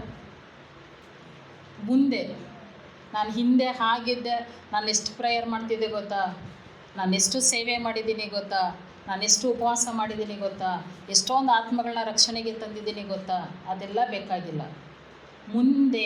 ಮುಂದೆ ಏನಾಗಬೇಕು ಅಂದ್ಕೊಂಡಿದ್ದೀನಿ? ಯೂದನ್ನು ಕೇಳಿದ್ರೆ, ನಾನು ಸಹಿತವಾಗಿ ಸೇವೆ ಮಾಡಿದ್ದೀನಿ ಅಪ್ಪ, ಎಲ್ಲ ಕಡೆನೂ ಹೋಗಿ ಸೇವೆ ಮಾಡಿದ್ದೇನೆ, ಕರ್ತನ ಶಕ್ತಿಯನ್ನು ಹೊಂದಿಕೊಂಡಿದ್ದೇನೆ, ಕರ್ತನ ಅಧಿಕಾರವನ್ನು ಹೊಂದಿಕೊಂಡಿದ್ದೇನೆ. ನಾನು ಪ್ರಾರ್ಥನೆ ಮಾಡುವಾಗ ದೆವ್ವಗಳೆಲ್ಲ ಬಿಟ್ಟಾಯಿತು ಗೊತ್ತಾ, ರೋಗಗಳೆಲ್ಲ ಗುಣ ಆಯಿತು ಗೊತ್ತಾ, ಅನೇಕರಿಗೆ ಸುವಾರ್ತೆಯನ್ನು ಹೇಳಿ ಸಾವಿರಾರು ಜನರು ರಕ್ಷಣೆಗೆ ಬಂದರು ಗೊತ್ತಾ, ನಾನು ಫೈನಾನ್ಸ್ ಮಿನಿಸ್ಟರ್ ಆಗಿದ್ದೆ ಗೊತ್ತಾ. ಆತನೂ ಹೇಳ್ತಾನೆ. ಆದರೆ ಮುಂದೆ ದೇವರು ಇವಾಗ ನಿಮ್ಮನ್ನು ಪ್ರಶ್ನೆ ಮಾಡುವಂಥ ಸಮಯ. ನೀವು ಮುಂದೆ ಏನಾಗಬೇಕು ಅಂದುಕೊಂಡಿದ್ದೀರಿ? ಯಾಕೆಂದರೆ ಒಬ್ಬೊಬ್ಬರು ನೀವು ಗಮನಿಸಿ, ನಿಮ್ಮ ಆತ್ಮಿಕ ಜೀವಿತದಲ್ಲಿ ನೀವೆಲ್ಲ ಟರ್ನಿಂಗ್ ಪಾಯಿಂಟಲ್ಲಿ ನಿಂತಿದ್ದೀರಿ. ನೀವು ಎಚ್ಚೆತ್ಕೊಂಡಿಲ್ಲ ಅಂತಂದರೆ ನೀವು ಯೂ ಟರ್ನ್ ತೆಗೆದುಕೊಂಡು ದೇವನಾಗೆ ಲೋಕವನ್ನು ಪ್ರೀತಿಸಿ ಹೊರಟು ಹೋಗುವುದಕ್ಕೆ ನಿಂತಿದ್ದೀರಿ. ಗೆಹಜಿಯಾಗೆ ನಾಮಾನನ ಹಿಂದೆ ಓಡಿ ಹೋಗಿ ಅದೇ ಪಾಪದ ಕುಷ್ಠವನ್ನು ಅಂಟಿಸಿಕೊಳ್ಳಲು ಆತನು ದಾಹದಿಂದ ಓಡಿ ಹೋಗುವವನಾಗಿದ್ದಾನೆ. ಹಾಗಾದರೆ ಮುಂದೆ ನೀವು ಏನಾಗಬೇಕು ಅಂದ್ಕೊಂಡಿದ್ದೀರಿ? ನಿಮ್ಮ ಹೆಜ್ಜೆಗಳು ಎಲ್ಲಿಗೆ ಹೋಗ್ತಾ ಇದೆ? ನಿಮ್ಮ ಮನಸ್ಸಿನ ಆಲೋಚನೆಗಳು ಎಲ್ಲಿಗೆ ಹೋಗ್ತಾ ಇದೆ? ನಿಮ್ಮ ನಿರ್ಧಾರಗಳು ಎಲ್ಲಿಗೆ ಹೋಗ್ತಾ ಇದೆ? ನಿಮ್ಮ ಆತ್ಮಿಕ ಜೀವಿತ ಎಲ್ಲಿ ಹೋಗ್ತಾ ಇದೆ? ನೀವು ಕರ್ತನ ಸಂಗಡ ಇರುವುದಕ್ಕಾಗಿ ಬಂದಂಥವ್ರು ಇವಾಗ ಯಾರ ಸಂಗಡ ಹೋಗ್ತಾ ಇದ್ದೀರಿ? ಹಲ್ಲೆಲೂಯಾ. ಅದನ್ನೇನು ಮಾಡಬೇಕಾಗಿದೆ? ಇವಾಗ ನೀವು ಗಮನಿಸಿಕೊಳ್ಳಬೇಕಾಗಿದೆ. ಗಮನಿಸಿಕೊಂಡಿಲ್ಲ ಅಂದರೆ ಯಾಕೆ ದೇವರು ಎಚ್ಚರಿಕೆ ಪಡಿಸ್ತಾ ಇದ್ದಾರೆ? ಏನೋ ಮುಂದೆ ಇದೆ, ಅದಕ್ಕೋಸ್ಕರವೇ ದೇವರು ಏನು ಮಾಡ್ತಾ ಇದ್ದಾರೆ? ಈಗಲೇ ನಮ್ಮನ್ನು ಎಚ್ಚರಿಕೆ ಪಡಿಸ್ತಾ ಇದ್ದಾರೆ. ಎಚ್ಚೆತ್ತುಕೊಳ್ಳದೆ ಹೋದರೆ ಮುಂದೆ ದೊಡ್ಡ ಗುಂಡಿ ಇದೆ ಅಂತ ಹೇಳುವಂಥ ಸಮಯದಲ್ಲೂ ಸಹಿತವಾಗಿ ಇಲ್ಲಪ್ಪ ನನಗೆ ಭಾಳ ಗೊತ್ತು, ನಾನು ಹಾರಿಸ್ಕೊಂಡೇ ಹೋಗ್ತೀನಿ ಅಂತ ಹಾರಿದ್ರೆ ನಾವು ಗುಂಡಿಯಲ್ಲೇ ಬೀಳುವಂಥವರಾಗಿದ್ದೇವೆ. ಗುಂಡಿಯಲ್ಲಿ ಬೀಳುವಾಗ ಸುಮ್ಮನೆ ಬೀಳ್ತೀವ? ಕೈ ಕಾಲೆಲ್ಲ ಮುರಿದು ಮೈಯೆಲ್ಲ ತರಚಿಕೊಂಡವರಾಗಿ ಬಿದ್ದಿರ್ತೀವಿ. ಮತ್ತೆ ಮೇಲೆದ್ದು ಆಸ್ಪತ್ರೆಗೆ ಸೇರಿ ಅದೆಲ್ಲ ಗುಣ ಆಗಲಿಕ್ಕೆ ಎಷ್ಟು ವರ್ಷಗಳ ಕಾಲ ಬೇಕಾಗುತ್ತೆ ಅಲ್ವಾ? ಮೊದಲಿನ ಆ ಒಂದು ಆರೋಗ್ಯ ಬರಲಿಕ್ಕೆ ಸಾಧ್ಯನಾ? ಸಾಧ್ಯತೆಯೇ ಇಲ್ಲ. ಹಲ್ಲೆಲೂಯ. ಹಾಗಾದರೆ ವಾಕ್ಯವನ್ನು ನೋಡ್ರಿ, 1 ಕೊರಿಂಥ 10ನೇ ಅಧ್ಯಾಯ 12ನೇ ವಚನ. ಹಲ್ಲೆಲೂಯ. ಆದ ಕಾರಣ, ಯಾವ ಕಾರಣ? ಆದ ಕಾರಣ ನಿಂತಿದ್ದೇನೆಂದು ನೆನೆಸುವವನು ಬೀಳದಂತೆ ಎಚ್ಚರಿಕೆಯಾಗಿರಲಿ. ಯಾಕೆ ಬೀಳದಂತೆ ಎಚ್ಚರಿಕೆಯಾಗಿರಲಿ? ನಿಮ್ಮ ದಾರಿಯಲ್ಲಿ ಸೈತಾನನು ಎಣ್ಣೆಯನ್ನು ಸವರಿದ್ದಾನೆ, ನಿಮ್ಮ ದಾರಿಯಲ್ಲಿ ಸೈತಾನನು ಬಲೆಯನ್ನು ಹಾಸಿದ್ದಾನೆ, ನಿಮ್ಮ ದಾರಿಯಲ್ಲಿ ಅನೇಕ ಆಕರ್ಷಣೆಗಳು ನಿಮ್ಮನ್ನು ಮುತ್ತಿಕೊಳ್ಳುವುದಕ್ಕೆ ಸುತ್ತಲೂ ಆವರಿಸಿಕೊಂಡು ನಿಂತಿದೆ. ನಿಮ್ಮ ದಾರಿಯಲ್ಲಿ ಹಣವೋ, ಸ್ಥಾನಮಾನವೋ, ಲೋಕವೋ, ಪ್ರೀತಿಯೋ, ಲೋಕದ ಪ್ರೀತಿಯೋ ಇವೆಲ್ಲ ಏನಾಗ್ತಾ ಇದೆ? ಆವರಿಸಿಕೊಳ್ಳುವುದಕ್ಕೆ ಎದ್ದು ನಿಂತಿದೆ. ಆದ ಕಾರಣ ನಾನು ಕರ್ತನಲ್ಲಿ ನಿಂತಿದ್ದೇನೆ ಅಂತ ನೀವು ಹೇಳ್ತಾ ಇದ್ದೀರಲ್ಲ, ನೀವು ಎಚ್ಚರಿಕೆಯಾಗಿರಬೇಕು. ಹಲ್ಲೆಲೂಯ. ಯಾಕೆಂದರೆ ಬೀಳದಂತೆ ಎಚ್ಚರಿಕೆಯಾಗಿರಬೇಕು. ನಾನು ನಿಂತಿದ್ದೇನೆ ಅಂತ ನೆನೆಸ್ಕೊಳ್ಳೋದಲ್ಲ, ನಾನು ಬೀಳದಂತೆ ಎಚ್ಚರಿಕೆಯಾಗಿರಬೇಕು. ಸ್ವಾಮಿ, ನನ್ನನ್ನು ನೀನು ನಡೆಸು. ಅದೇ ದಾವೀದ ಹೇಳುವುದು, ನನ್ನ ಕಾಲು ಜಾರಿತು ಅಂದಾಗಲೇ ನಿನ್ನ ಕೃಪೆ ನನಗೆ ಆಧಾರವಾಯಿತು ಸ್ವಾಮಿ. ನಾನು ಕೇಡಿನ ಮಾರ್ಗದಲ್ಲಿ ಇರುತ್ತೇನೋ ಏನೋ, ನನ್ನನ್ನು ಗಮನಿಸಿ ನನ್ನನ್ನು ಸನಾತನ ಮಾರ್ಗದಲ್ಲಿ ನಡೆಸು. ಹಲ್ಲೆಲೂಯ. ಯಾವಾಗ ನಿಮ್ಮನ್ನು ನೀವು ಪರೀಕ್ಷಿಸಿಕೊಂಡು ನಿಮ್ಮನ್ನೇ ನೀವು ಕರ್ತನ ಸಮ್ಮುಖದಲ್ಲಿ ಒಪ್ಪಿಸಿಕೊಟ್ಟು ನಿಮ್ಮನ್ನೇ ನೀವು ಗಮನಿಸಿಕೊಳ್ತೀರೋ ಅಲ್ಲಿವರೆಗೂ ನಿಂತಿರ್ತೀರಿ. ಅದನ್ನೇ ಬಿಟ್ಟು ಎಲ್ಲರನ್ನೂ ಗಮನಿಸ್ತಾ ಎಲ್ಲರನ್ನೂ ಪರೀಕ್ಷಿಸುತ್ತಾ ಹೋಗ್ತಾ ಇದ್ರೆ ನೀವೇನಾಗ್ತಾ ಇರ್ತೀರಾ? ನೀವೇ ಬಿದ್ದು ಹೋಗ್ತಾ ಇರ್ತೀರ. ಕಡಿದಾದ ಬಂಡೆಯಿಂದ ಆತನು ನಿಮ್ಮನ್ನು ದಪ್ಪನೆ ಬೀಳಿಸುವುದಕ್ಕೆ ಸೈತಾನನು ಕಾದಿರ್ತಾನೆ. ಹಲ್ಲೆಲೂಯ. ಮತ್ತು ವಾಕ್ಯ ಕೊನೆಯದಾಗಿ ವಾಕ್ಯ ನೋಡ್ರಿ, 2 ಕೊರಿಂಥ 6ನೇ ಅಧ್ಯಾಯ 1ನೇ ವಚನ. ಹಲ್ಲೆಲೂಯ. ದೇವ ಸೇವಕರಾಗಿ ನಾವು ನಿಮಗೆ ಹೇಳುವಂಥ ಮಾತೇನೆಂದರೆ ಆತನೊಟ್ಟಿಗೆ ನಾವು ಕೆಲಸ ಮಾಡ್ತಾ ಇರೋದ್ರಿಂದ ಕರ್ತನು ನಿಮ್ಗೆ ಹೇಳ್ತಾ ಇದ್ದಾರೆ, ಇವರು ನನ್ನ ಕೃಪೆಯನ್ನು ಹೊಂದಿದ್ದಾರೆ, ನನ್ನ ರಕ್ಷಣೆಯನ್ನು ಹೊಂದಿದ್ದಾರೆ, ಇದನ್ನು ವ್ಯರ್ಥ ಮಾಡಿಕೊಳ್ಳಬೇಡ್ರಿ ಅಂತ ನೀವು ಎಚ್ಚರಿಸಿ. ಹಲ್ಲೆಲೂಯ. ಹಾಗಾದರೆ ನೀವು ಹೊಂದಿರುವಂಥ ಕೃಪೆ, ನೀವು ಸೈತಾನನ ಮಕ್ಕಳಾಗಿ ಬದಲಾದ ಕೂಡಲೇ ಕೃಪೆ ಏನಾಗುತ್ತೆ? ಬಿದ್ದು ಹೋಗುತ್ತೆ, ನಿಮ್ಮನ್ನು ಬಿಟ್ಟು ಹೋಗುತ್ತೆ. ಸೈತಾನನ ಪ್ರಭಾವ ನಿಮ್ಮನ್ನು ಆವರಿಸಿಕೊಳ್ಳುತ್ತೆ, ಅಂಧಕಾರ ನಿಮ್ಮನ್ನು ಆವರಿಸಿಕೊಳ್ಳುತ್ತೆ, ಕಾರ್ಗತ್ತಲು ನಿಮ್ಮನ್ನು ಆವರಿಸಿಕೊಳ್ಳುತ್ತೆ. ಬೆಳಕಿರುವಾಗಲೂ ನೀವು ತಡವರಿಸ್ತಾ ಇರ್ತೀರಿ. ಹಲ್ಲೆಲೂಯ. ಹೊಟ್ಟೆ ತುಂಬಿದವರಾಗಿದ್ದರೂ ಹಸಿದಿರ್ತೀರಿ. ಹಲ್ಲೆಲೂಯ. ಸುಖವಾಗಿದ್ದೇನೆ ಎನ್ನುವಂಥ ಸಮಯದಲ್ಲಿ ಘೋರವಾದ ಕ್ರೂರವಾದ ಅಂಧಕಾರದ ಬಲಗಳು ನಿಮ್ಮನ್ನು ಆವರಿಸಿಕೊಂಡು ಆಕ್ರಂದನಗಳು, ಗೋಳಾಟಗಳು ಉಂಟಾಗ್ತವೆ. ಅದಕ್ಕೋಸ್ಕರ ದೇವರು ಎಚ್ಚರಿಸ್ತಾ ಇದ್ದಾರೆ, ದೇವರ ಕೃಪೆಯನ್ನು ನೀವು ವ್ಯರ್ಥ ಮಾಡಿಕೊಳ್ಳಬೇಡಿರಿ. ದೇವರ ಕೃಪೆ ನಿಮ್ಮ ಮೇಲಿರುವ ನಿಮಿತ್ತವೇ ನಿಮಗೆ ಸಮೃದ್ಧಿ. ದೇವರ ಕೃಪೆ ನಿಮ್ಮ ಮೇಲಿರುವುದರ ನಿಮಿತ್ತವೇ ನಿಮಗೆ ಸಮಾಧಾನ ಉಂಟಾಗಿದೆ. ಆದರೆ ದೇವರ ಕೃಪೆ ನಿಮ್ಮನ್ನು ಬಿಟ್ಟು ಹೋಗುವುದಾದರೆ ಯಾರು ಎದುರಿಸದೆ ಇರುವಾಗಲೂ ನೀವು ಎದುರುವಂಥವರಾಗಿದ್ದೀರಿ, ನೀವು ಓಡಿ ಹೋಗುವಂಥವರಾಗಿದ್ದೀರಿ. ಹಲ್ಲೆಲೂಯ. ದೇವರು ತಿಳಿಸುವಂಥ ಮಾತುಗಳಿಗೆ ಕಿವಿಗೊಟ್ಟು ನಿಮ್ಮ ಜೀವಿತವನ್ನು ಕರ್ತನಿಗೆ ಒಪ್ಪಿಸಿಕೊಟ್ಟು ಸೈತಾನನ ಸಂಗಡ ಇರೋದಕ್ಕೋಸ್ಕರ ದೇವರು ನಿಮ್ಮನ್ನು ಆರಿಸಿ ತೆಗೆದುಕೊಂಡಿಲ್ಲ, ಆತನ ಸಂಗಡ ಇರುವುದಕ್ಕಾಗಿ ದೇವರು ಆರಿಸಿಕೊಂಡಿದ್ದಾನೆ. ಹಾಗಾದರೆ ಅಪೊಸ್ತಲನಾದಂಥ ಯೂದನು ಮುಂದೆ ಆತನನ್ನು ಹಿಡುಕೊಡುವವನಾದನು, ಅಂದರೆ ರಕ್ಷಕನನ್ನೇ ಮಾರಿಬಿಟ್ಟವನಾದನು. ಹಾಗಾದರೆ ನೀವು ಸೈತಾನನ ಸಂಗಡ ಇಜ್ಜೋಡಾಗುವುದಾದರೆ ನೀವು ಸಹ ಸೈತಾನನ ಮಾತಿಗೆ ಬೆಲೆ ಕೊಟ್ಟು ಯೇಸು ಸ್ವಾಮಿಯನ್ನು ಬೀದಿಗಳಲ್ಲಿ ಮಾರ್ತೀರ. ಹೇಗೆ ಗೊತ್ತಾ? ನಿಮ್ಮ ನಿಮಿತ್ತ ದೇವರ ನಾಮ ದೂಷಣೆಗೆ ಗುರಿಯಾಗುತ್ತದೆ, ದೇವರ ಹೆಸರಿಗೆ ಕೆಟ್ಟ ಸಾಕ್ಷಿ ಬರುತ್ತದೆ. ಯೇಸು ಸ್ವಾಮಿ ನಂಬಿದವರ ಪರಿಸ್ಥಿತಿ ನೋಡಪ್ಪ, ಯೇಸು ಸ್ವಾಮಿ ನಂಬಿದ್ರೆ ಇಂಥದ್ದೇ ಪರಿಸ್ಥಿತಿ ಬರೋದು. ಏನಾಯಿತು? ಮಾರಲ್ಪಡ್ತೀವಿ. ಹಲ್ಲೆಲೂಯ. ಮಾರುವುದಕ್ಕಾಗಿ ದೇವರು ನಿಮ್ಮನ್ನು ಕರೆದಿಲ್ಲ, ನೀವು ನನ್ನ ಸಾಕ್ಷಿಗಳು ಅಂತ ದೇವರು ಕರೆದಿದ್ದಾರೆ. ಹಾಗಾದರೆ ದೇವರ ಸಾಕ್ಷಿಗಳು ನೀವಾಗಿರುವಾಗ ಆತನನ್ನು ಮಹಿಮೆ ಪಡಿಸುವುದು ನಿಮ್ಮೆಲ್ಲರ ಜವಾಬ್ದಾರಿಯಾಗಿದೆ. ದೇವರ ವಾಕ್ಯವನ್ನು ಆಶೀರ್ವಾದ ಮಾಡಿ ಪ್ರಾರ್ಥನೆಯನ್ನು ಮಾಡಿಕೊಳ್ಳೋಣ. ಮಹಾಪರಿಶುದ್ಧನಾದಂಥ ಪರಲೋಕದಲ್ಲಿರುವ ನನ್ನ ತಂದೆಯಾದ ದೇವರೇ, ಅಪ್ಪ ನಿನ್ನ ನಾಮಕ್ಕೆ ಸ್ತೋತ್ರ. ದೇವರ, ಇದುವರೆಗೂ ನಾವು ಭಕ್ತಿಯ ಜೀವಿತದಲ್ಲಿ ಹೇಗೆಲ್ಲ ಜೀವಿಸಿದ್ದೇವೆ ಎಂಬುದನ್ನು ಕರ್ತನೆಯಪ್ಪ ನೀನು ಬಲ್ಲವನಾಗಿದ್ದಿ ರಾಜ.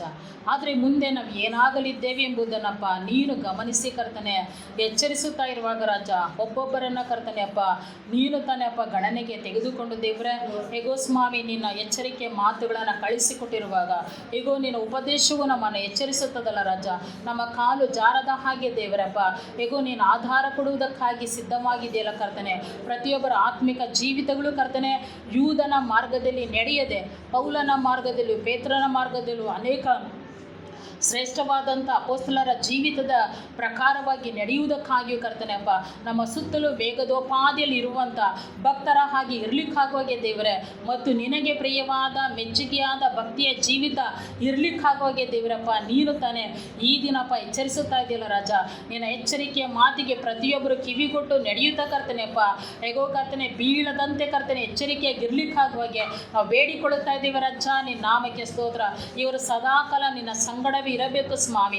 ಸದಾಕಾಲ ನಿನ್ನ ಶಕ್ತಿಯನ್ನು, ನಿನ್ನ ಅಧಿಕಾರವನ್ನು, ನಿನ್ನ ಪ್ರೀತಿಯನ್ನು, ನಿನ್ನ ಕೃಪೆಯನ್ನು ಹೊಂದಿದವರಾಗಿ ಇರಬೇಕು ಸ್ವಾಮಿ. ಯಾರೊಬ್ಬರು ನಷ್ಟವನ್ನು ಹೊಂದುವುದು ಕರ್ತನೆಪ್ಪ, ಯಾರೊಬ್ಬರು ಸೈತಾನನ ಮಗನಾಗಿ ಸೈತಾನನ ಕೊನೆಯಲ್ಲಿ ಯೂದನನ್ನು ಆತ್ಮಹತ್ಯೆಗೆ ನಡೆಸಿ ಆತನ ಪ್ರಾಣ ಆತ್ಮ ಎಲ್ಲವೂ ನಷ್ಟಪಟ್ಟಿತ್ತಲ್ಲ ರಾಜ. ಸೈತಾನನು ಕರ್ತನೆ ನಿನ್ನಿಂದ ಅಗಲಿಸಿ ಕರ್ತನೆ ಪ್ರಾಣ ನಷ್ಟಪಡುವ ಮಟ್ಟಿಗೂ, ಆತ್ಮ ನಷ್ಟಪಡುವ ಮಟ್ಟಿಗೂ, ಮತ್ತು ದೇವರೇ ಕುಟುಂಬಗಳು ನಷ್ಟವಾಗುವ ಮಟ್ಟಿಗೂ ಆತನು ನಡೆಸುವನಾಗಿದ್ದಾನಲ್ಲ ರಾಜ. ಅದಕ್ಕಾಗಿ ಕರ್ತನೆ ಪ್ರಚೋದಿಸಿ ಕರ್ತನೆಯಪ್ಪ ನಿನ್ನಿಂದ ಅಗಲಿಸುವಂಥವನಾಗಿದ್ದಾನಲ್ಲ ರಾಜ. ಹೇಗೋ ಕರ್ತನೆಯಪ್ಪ ಇವರು ಯಾರು ಸೈತಾನನ ಮಕ್ಕಳಾಗಿ ನಿಲ್ಲದೆ ಕರ್ತನೆ ನಿನಗೆ ಪ್ರಿಯರಾಗಿ ನಿನ್ನ ಮಕ್ಕಳಾಗಿ ನಿಲ್ಲಿಕ್ಕಾಗುವಾಗ್ಯಪ್ಪ ನಾವು ಬೇಡಿಕೊಳ್ಳುತ್ತಾ ಇದ್ದೀವಿ ರಾಜ. ಹೇಗೋ ವಾಕ್ಯದ ಮುಖಾಂತರ ನೀನು ಮಾತನಾಡಿದಿ ರಾಜ. ಗಮನಿಸಿ ಎಚ್ಚರಿಕೆಯನ್ನು ತೆಗೆದುಕೊಂಡು ನಡೆಯುವವನು ಆತನು ಧನ್ಯನಾಗಿರುತ್ತಾನಲ್ಲಪ್ಪ. ಅದಕ್ಕಾಗಿ ನಿನಗೆ ಸ್ತೋತ್ರ ಕರ್ತನೆ. ನಿನಗೆ ಮಹಿಮೆಗಳು ಸಲ್ಲಲಿ. ಯೇಸುವಿನ ನಾಮದಲ್ಲಿ ಪ್ರಾರ್ಥಿಸಿದ್ದೇವೆ ನಮ್ಮ ಜೀವಳ ತಂದೆಯೇ, ಆಮೇಲೆ.